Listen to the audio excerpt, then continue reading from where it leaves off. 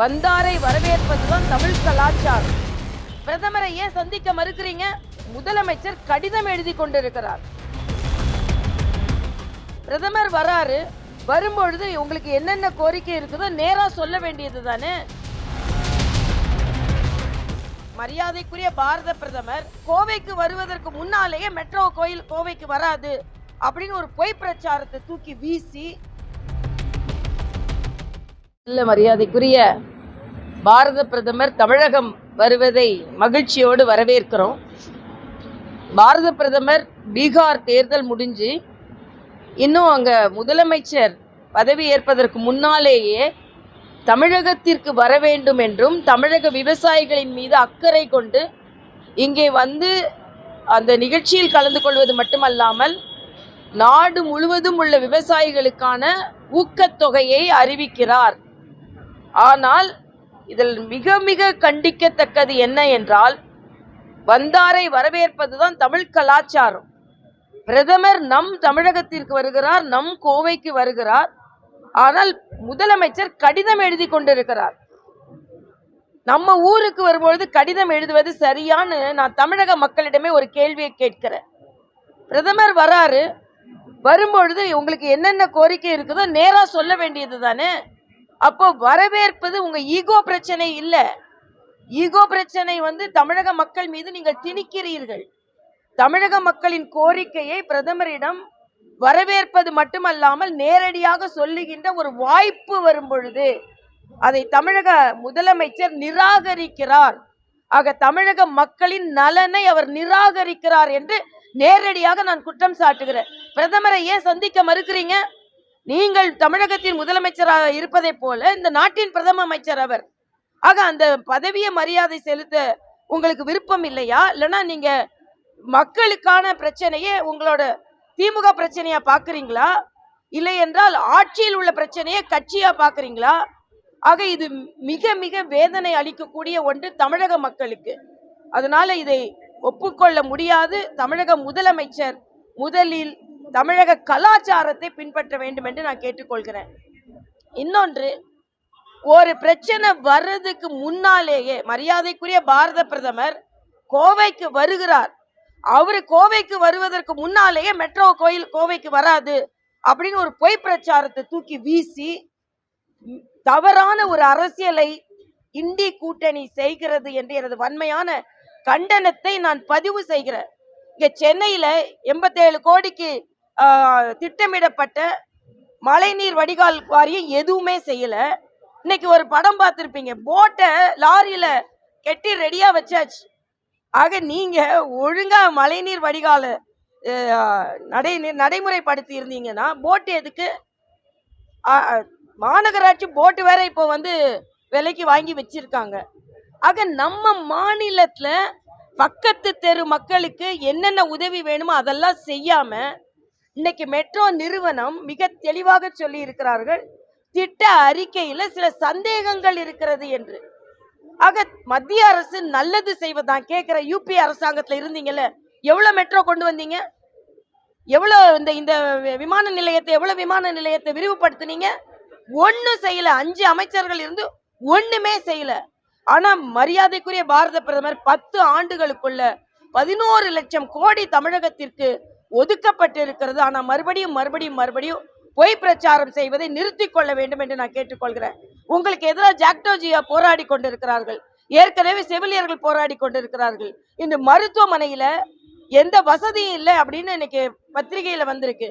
ஆக தமிழகத்துல அவ்வளவு ஓட்டையை வைத்துக் கொண்டு ஓட்டு வாங்கி கொண்டு இன்னைக்கு எதற்கெடுத்தாலும் மத்திய அரசை குறை சொல்லு என்றால், இதுல வேற வெங்கடேசன் எம்பி வேற எதையுமே படிக்க மாட்டாரு, சொல்லிக்கொண்டே இருக்க வேண்டியது. அதனால இந்த குறை சொல்வதை தாயுள்ளத்தோடு தமிழகத்திற்கு வரும் பாரத பிரதமரை வர்றதுக்கு முன்னாலேயே பொய் பிரச்சாரங்களை வைத்து முறியடிக்க வேண்டாம். உங்களது பொய் பிரச்சாரம் முறியடிக்கப்படும் என்று நான் தெரிவித்துக் கொள்கிறேன். இன்னைக்கு இளைஞர்களும் பெண்களும் பாஜக கூட்டணி பக்கம் இருக்கிறார்கள். அதுதான் பீகாரில் நிலைநிறுத்தப்பட்டிருக்கிறது, வலியுறுத்தப்பட்டிருக்கிறது. நிரூபிக்கப்பட்டிருக்கிறது என்பதை நான் தெரிவித்துக் கொள்கிறேன். கோவையிலையும் மதுரையிலையும் மெட்ரோ வரல, மெட்ரோ திட்டங்கள் வரல. இதை மத்திய அரசு புறக்கணிக்குது. குறிப்பா பாஜக தான் புறக்கணிக்குது. பாஜக ஆளக்கூடிய சிறிய நகரங்கள்ல கூட மெட்ரோ திட்டங்களுக்கு அனுமதி வழங்கப்பட்டது. இல்ல, அதுக்குதான் நான் பதில் சொல்லிட்டேன். இது மாதிரி சும்மா பொய் பிரச்சாரம் செய்ய வேண்டாம். பாஜக அப்படி பார்த்தா மெட்ரோ ரயில் இன்னைக்கு ஒரு அறிவிப்பு வந்திருக்குது. ராமேஸ்வரத்துல இருந்து சென்னைக்கு சிவகங்கை வழியா மெட்ரோ ரயில் வரும்னு அறிவிப்பு வந்திருக்குது. இந்தியாவிலேயே அதிக மெட்ரோ ரயில் வந்தே பாரத். நம்ம அதிகமா மெட்ரோ ரயிலும் கூட, ஏன்னா மெட்ரோ ரயில பார்த்தீங்கன்னா மெட்ரோ ரயில் பெட்டிகள் காங்கிரஸ் ஆட்சி செய்த காலத்துல வெளிநாட்டுல இருந்து இறக்குமதி செய்யப்பட்டது. இங்கே இன்னைக்கு நம்ம பெரம்பூர் ரயில் பெட்டி தொழிற்சாலை மெட்ரோ ரயிலுக்கான பெட்டிகளை தயார் செய்து வெளிநாட்டுக்கு அனுப்பி கொண்டிருக்கிறது. தமிழகம் அந்த அளவிற்கு முன்னேறி கொண்டிருக்கிறது மத்திய அரசின் ஆட்சியினால. அதே மாதிரி வந்தே பாரத், இந்தியாவிலேயே அதிக வந்தே பாரத் ரயில் கொடுக்கப்பட்டிருக்கிறது தமிழ்நாட்டுக்கு. இன்னைக்கு ஒரு வந்தே பாரத் அறிவிக்கப்பட்டிருக்கிறது. சிவகங்கை ராமநாதபுரம் வழியா மதுரை வழியா வந்தே பாரத் வரும்னு. அப்போ பாஜக ஆட்சி செய்யற மாநிலங்கள்ல தான் மக்கள் பயணிக்கணும்னா மெட்ரோ ரயிலுக்கும் வந்தே பாரத்துக்கும் வேறுபாடு காண்பிக்க போறாங்களா? இவ்வளவு வந்தே பாரத் கொடுத்த மத்திய அரசுக்கு மெட்ரோ ரயில் கொடுக்க தெரியாதா? நீங்க தயாரித்து அனுப்புகின்ற அத்தனை திட்டங்களும் தவறாக இருக்கிறது. அதற்கு ஒரு கிளாரிபிகேஷன் கேட்க கூடாதா? அதே மாதிரிதான் 100 நாள் வேலை வாய்ப்பு திட்டம். 100 நாள் வேலை வாய்ப்பு திட்டத்துல இந்தியாவிலேயே 2வது மாநிலமாக அதிக ஊழல் செய்த மாநிலமாக இந்த மாநிலம் இருக்கிறது. கள்ளக்குறிச்சியில ஒரு அம்மா ஸ்கூல்ல வேலை செஞ்சுட்டு இருக்காங்க. அவங்க 100 நாள் வேலை திட்டத்துல காசு வாங்கிட்டு இருக்காங்க. ஆக அப்படிப்பட்டதை தடுத்தால் உடனே இந்த கம்யூனிஸ்டுகள் வயிறுல அடிக்கிறாங்க, வாயில அடிக்கிறாங்கன்னு. யாரோட வயிறும் வாயிலும் அடிப்பது பாஜக கிடையாது, பிரதமர் கிடையாது. நீங்க தான் உங்களுக்கு தொழிலாளர்கள், உங்களுக்கு துணை புரிந்து கொண்டிருக்கிற தொழிலாளர்களை உதாசீனம் செய்துவிட்டு எது செஞ்சாலும் நான் அறிவாலத்துக்கு போய் பெட்டி பாம்பாய் அடங்கி விடுவோம் என்று நீங்கள் தான் இருந்து கொண்டிருக்கிறீர்கள். அதனால இன்றைய காலகட்டத்துல மரியாதைக்குரிய பாரத பிரதமரை உள்ளார்த்த அன்போடு தமிழக மக்கள் வரவேற்று கொண்டிருக்கிறார்கள். இதை பொறுத்து கொள்ளாமல் நேற்றில் இருந்து ஒரு தவறான ஒரு தகவலை மெட்ரோவை பற்றி பரவவிட்டு கொண்டிருக்கிறார்கள். எது எப்படி இருந்தாலும் பீகார் மக்களை போல தமிழக மக்கள் தேசிய ஜனநாயக கூட்டணிக்கு வெற்றியை தருவார்கள்.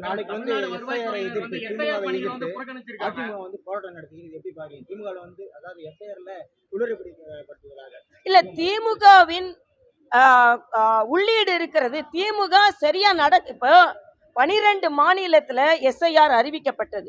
எல்லா மாநிலத்திலும் 11 மாநிலத்துல ஏறக்குறைய அது நிறைவடைய போகுது. அப்ப தமிழ்நாட்டுல மட்டும் நிறைவடையலைன்னா அப்ப என்ன காரணம்?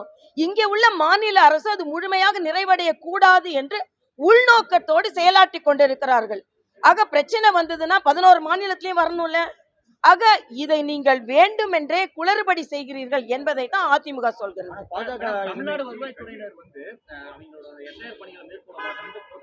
இல்ல, இன்னைக்கு நீங்க அறிவிச்சிருக்காங்க. தேர்தல் ஆணையம் கேட்டுக்கொண்டதற்கு இணங்க இன்னைக்கு எல்லாரோட ஊதியமும் உயர்த்தப்பட்டிருக்கிறது. இப்ப செய்தி வந்திருக்குது.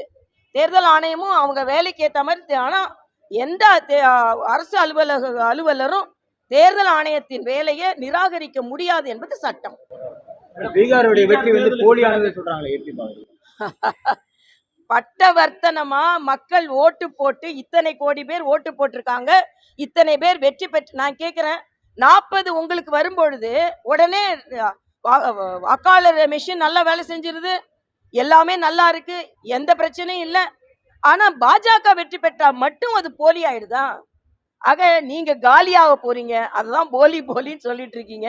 அதனால அங்க FIR போலி, அங்க SIR போலின்னு சொன்னீங்கன்னா இங்க SIR உங்களை காலி பண்ண போகுது. அதுக்காக உடனே SIR வச்சு வெற்றி பெறாங்கன்னு இல்ல, போலி வாக்காளர்களை வச்சு நீங்க வெற்றி பெற்றிருக்கீங்க.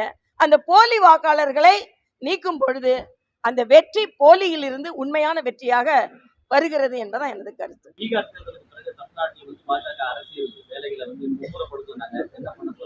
நாங்க இப்போ மும்முரம் படுத்திக்கிட்டு தான் இருக்கோம். பீகார் தேர்தலுக்கு பின்னால் இல்லை, ஏற்கனவே நாங்க எல்லா இடத்திற்கும் சட்டமன்ற உறுப்பினர்கள் பொறுப்பாளர்கள் போட்டாச்சு. பணி நடந்து கொண்டு இருக்கிறது. இன்னைக்கு மரியாதைக்குரிய பாரத பிரதமர் கூட்டணி கட்சி தலைவர்கள் எல்லாம் கூட வரவேற்க இருக்கிறார்கள். ஒரு நல்ல திருப்பம். உண்மையிலேயே பாரத பிரதமர் பீகாருக்குல இருந்து வெற்றியோடு இங்கே வருகிறார். அந்த வெற்றி இங்கும் பிரதிபலிக்கும் என்பது எனது கருத்து. நன்றி. அந்த லிஸ்ட் எல்லாம் PM ஆபீஸ் தான் தெரியும், எனக்கு தெரியாது. நான் PM வரவேற்க போறேன், அவ்வளவு.